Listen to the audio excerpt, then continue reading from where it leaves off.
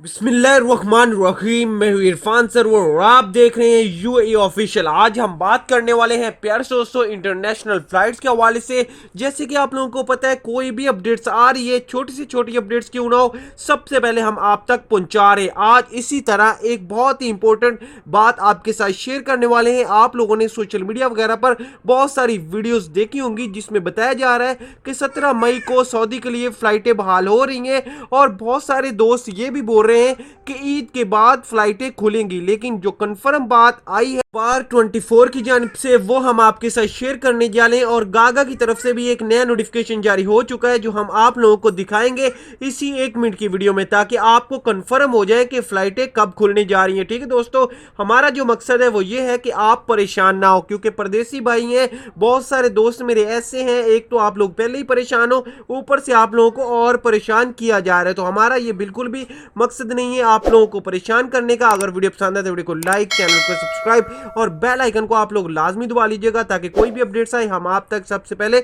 इसी तरह पहुंचाते रहे। तो आप लोगों की स्क्रीन के सामने एक नोटिफिकेशन चल रहा होगा अखबार 24 की जानिब से, जिसमें वाज़ेह तौर पे ये कहा गया है कि सिर्फ और सिर्फ जैसे ही कोरोना केसेस कम होंगे, सऊदी हुकूमत की जानिब से फ्लाइटें खोल दी जाएंगी उन ममालिक के लिए जिन पर पाबंदी आयद है। तो थोड़ा सा वेट और कर ले।